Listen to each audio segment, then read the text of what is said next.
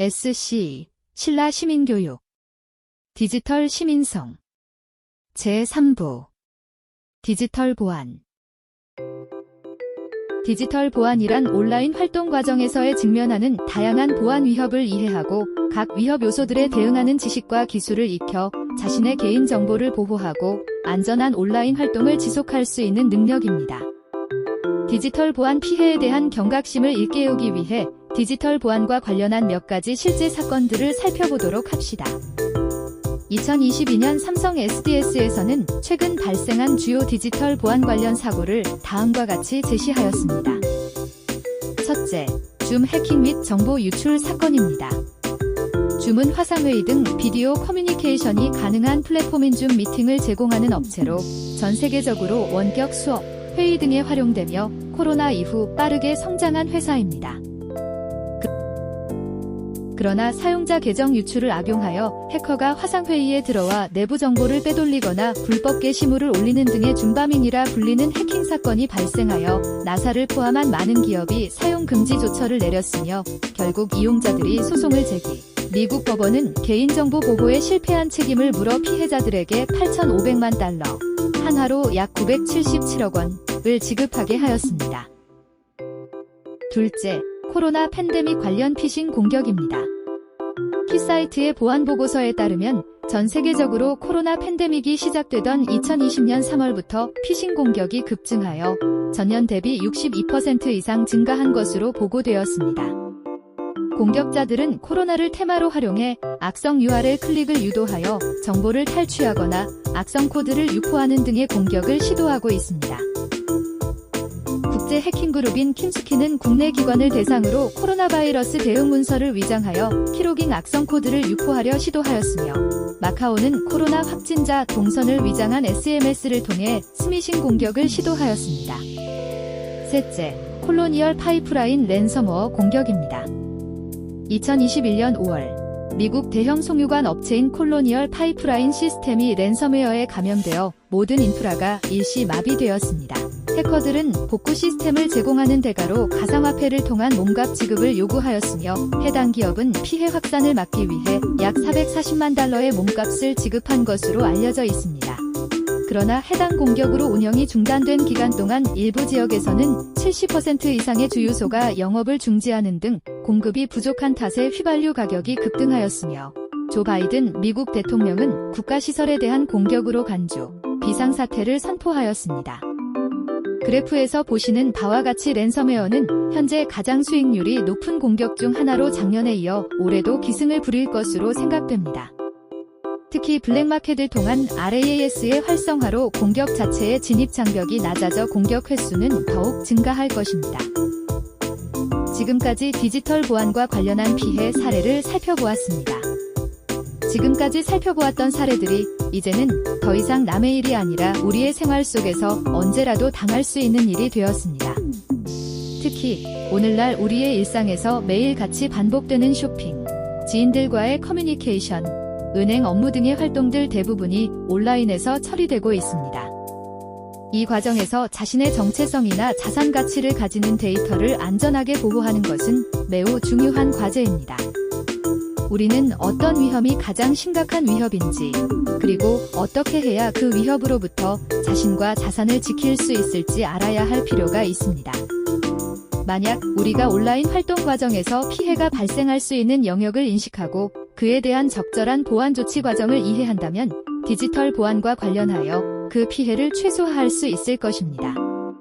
그럼 먼저 디지털 보안이 필요한 영역에 대해 살펴보도록 하겠습니다. 첫째, 장치 보안입니다. 우리가 매일 사용하는 다양한 컴퓨팅 장치를 보호하는 것은 매우 중요합니다. 노트북이든 스마트폰이든 태블릿이든 장치 자체에는 보호가 필요합니다. 이는 보안 및 바이러스 백신 소프트웨어 설치, 모니터링 및 위치 추적 앱, 잠금 화면 설정, 버그 수정을 위한 업데이트 및 패치 즉시 적용, 민감한 활동을 위한 공용 와이파이 차단, 장치에 대한 무단 물리적 접근 방지 등을 의미합니다. 둘째, 신원 보호입니다. 우리의 디지털 신원은 매우 중요합니다. 이름, 생년월일, 위치, 주민등록번호와 같은 개인정보는 신원 도용과 금융사기를 조장할 수 있습니다. 우리의 신원과 연결된 모든 계정을 주의 깊게 보호하고 각각 고유한 비밀번호를 사용하고 온라인에서 공개적으로 공유하는 개인정보를 제한하고 자격증명이나 개인정보를 도용하려는 피싱 시도에 대해 경계하는 것이 중요합니다. 셋째, 온라인 보안 위생입니다. 매뢰어, 의심스러운 링크, 계정에 대한 비정상적인 로그인 및 해킹 피싱 시도의 잠재적인 지표에 대해 일반적으로 주의하는 것은 좋은 디지털 위생에 큰 도움이 됩니다. 웹사이트 URL에 주의를 기울이고 이메일에 보낸 사람 주소를 다시 확인하고 공용 컴퓨터에서 로그아웃하고 신뢰할 수 없는 출처의 저장 장치를 연결하지 않는 것은 누구나 만들 수 있는 간단한 습관입니다. 넷째, 네트워크 및 통신 보안입니다. 개인이 항상 생각하지 못하는 보호 조치도 있지만 소규모 사무실 또는 홈오피스를 의의하는 소호 및 대규모 건물에서는 방화벽, VPN 및 와이파이 암호화 프로토콜을 설치하여 회사 장비 및 네트워크에 무단으로 원격으로 액세스할 수 없도록 하는 등 활용해야 합니다. 데이터, 신원 도용, 금융사기 또는 계정 손상 위험을 최소화하기 위해서 장치 성능 문제 또는 데이터 손실을 유발하는 매뢰어 감염을 줄이기 위해서 그리고 독점적인 비즈니스 정보를 노리는 악의적인 행위자의 접근을 방지하기 위해서 우리는 디지털 보안 기본 원칙을 이해하고 보안에 필요한 도구를 실행하며 온라인 활동에서 지속적이고 일관성 있는 주의를 유지해야 할 것입니다. 사이버 범죄자들은 어떤 종류의 데이터를 해킹하려고 할까요? 사이버 범죄자들은 주로 다음과 같은 데이터를 노리고 있습니다. 첫째, 개인의 정체성을 파악할 수 있는 정보입니다. 개인의 정체성을 파악할 수 있는 데이터는 이름, 이메일 주소, 전화번호, 아이디 등입니다. 그리고 심지어 검색 기록이나 자신이 사용하는 디지털 기기가 존재하는 곳의 위치 정보 데이터로도 개인 식별이 가능하다고 합니다. 둘째, 금융거래에 필요한 데이터입니다. 개인의 은행 계좌 정보는 해커의 수중에 들어가는 경우 상당한 위험 요소가 될 수 있습니다. 예를 들어 불순한 해커가 상품을 구매하고 자신이 해킹한 어떤 개인의 계좌에서 구매 비용이 지급되는 경우를 상상해 보십시오. 셋째, 의료 관련 정보입니다. 개인의 의료검진 정보가 해커에게 노출되는 경우 어떤 피해가 발생할 수 있을까요? 예를 들어 악의적인 해커는 한 개인의 진료 기록을 조작할 수 있을 것이고 진료 기록이 바뀐 사실을 인지하지 못한 의사는 환자에게 엉뚱한 약물을 과다 투입하여 결국 환자가 사망하게 될 수도 있을 것입니다. 넷째, 지적 기술적 재산 가치를 가지는 데이터입니다. 개인의 창의적 아이디어를 기록해둔 데이터가 해커에게 노출되면 큰 손해를 초래할 수가 있습니다. 예를 들어 고객들의 호평을 받는 어떤 특별한 요리의 비밀스러운 레시피 데이터가 해커에게 노출되고 그것이 다른 사람들에게 유출되었다면 그동안 연구 개발해온 노력이 대가를 허무하게 날려버릴 수도 있을 것입니다. 지금까지 살펴본 디지털 보안 문제와 관련하여 우리는 어떠한 보안 체제를 구축할 수 있을까요? 우리 자신과 조직의 디지털 안전을 위해 다음과 같은 유형의 디지털 보안을 적용할 수 있을 것입니다. 첫째, 개인정보 데이터에 대한 보안입니다.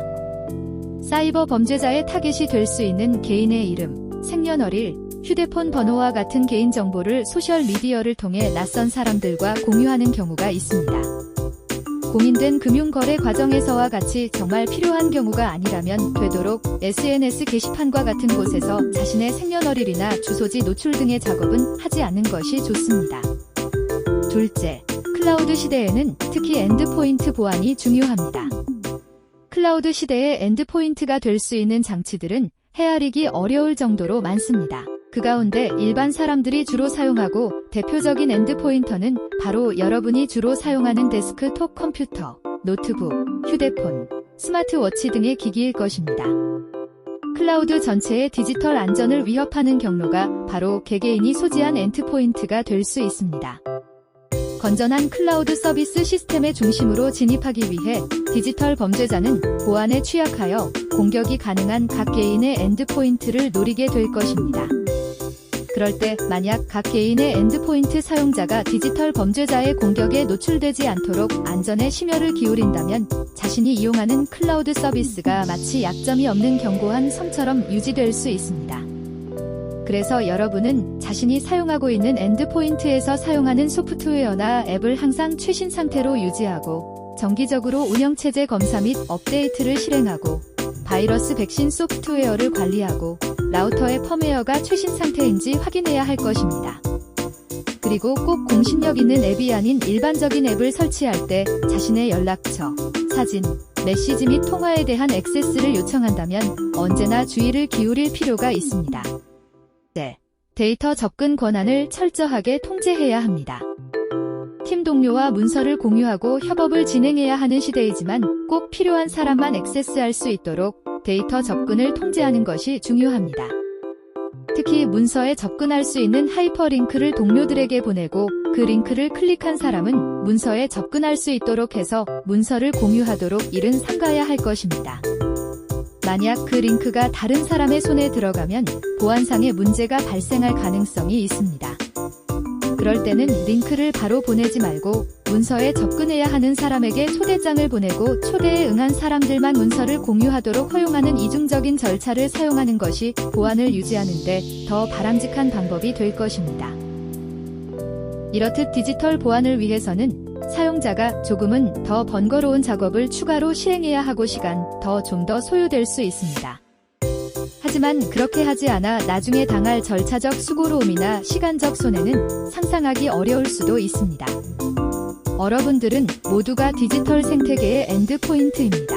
마치 성을 지키는 단 한 명의 병사라도 허점을 보이면 적은 그곳을 집요하게 공격하여 결국에는 성을 무너뜨릴 수 있을 것입니다. 그 순간은 허점을 보인 병사 한 명의 목숨뿐만 아니라 성 안의 모든 사람의 생명과 재산도 함께 무너지는 상황이 될 것입니다. 자신과 가족, 그리고 나아가 자신이 속한 조직체의 생존을 위해 각 개인의 디지털 보안에 대해 경각심을 가지고 디지털 보안을 실행하려는 노력을 게을리하지 않아야 할 것입니다.